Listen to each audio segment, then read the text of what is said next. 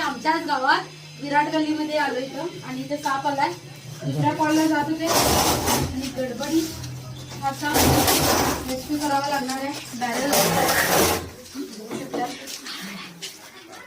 तर इथं साप बसलाय आरामात. त्या साईडला पण जाऊ शकतो.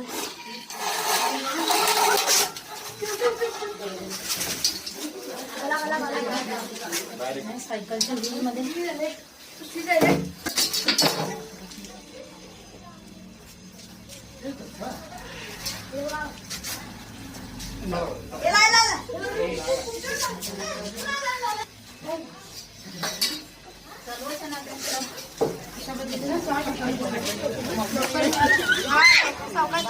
या तुम्ही